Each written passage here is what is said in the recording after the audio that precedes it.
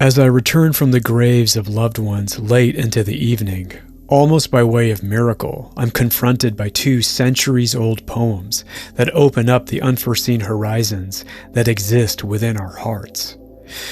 These poems might have otherwise seemed empty words to me amid all the noise and distractions in life, if not framed by my own heartbreak and loss. Such is the inscrutable nature of existence, yeah? And please, if you don't mind, like, subscribe, and comment down below.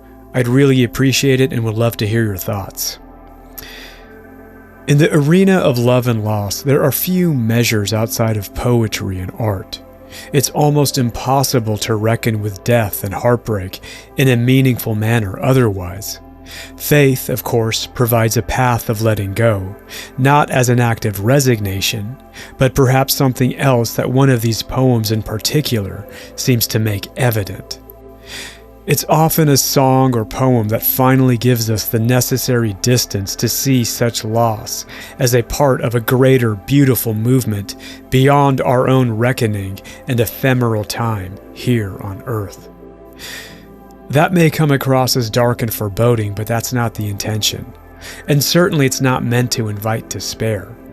A chasm can separate grief from despair, and these 2 ancient poems suggest just that. Grief then becomes a guide toward the necessary dissolution of self and ego. In our giddy, elated moments where we partake in all the joyous and pleasurable ephemera of the world around us, it's hard, if not altogether impossible, to seek such dissolution. And to be sure, these moments are a necessary part of existence too. But comfort and pleasure are not ends unto themselves.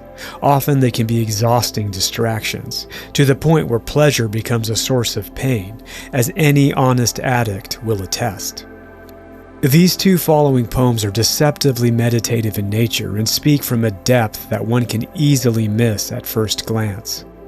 The first is a subtle descriptive poem written by Shang Yu in the 9th century, according to Nobel laureate and legendary Polish poet Czesław Miłosz, and it resounds like the very monastery bell it describes.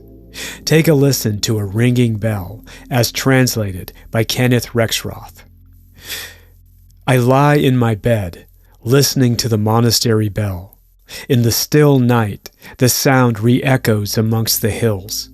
Frost gathers under the cold moon. Under the overcast sky, in the depths of the night, the first tones are still reverberating, while the last tones are ringing clear and sharp. I listen, and I can still hear them both, but I cannot tell when they fade away. I know the bondage and vanity of the world, but who can tell when we escape from life and death?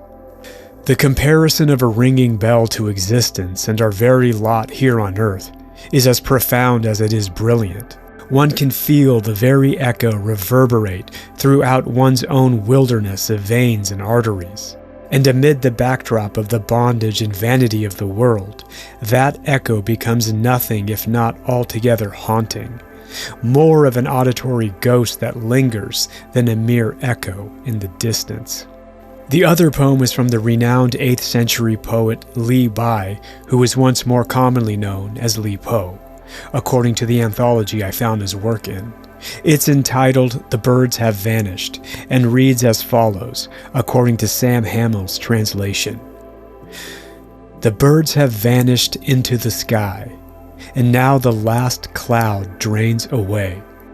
We sit together, the mountain and me, until only the mountain remains.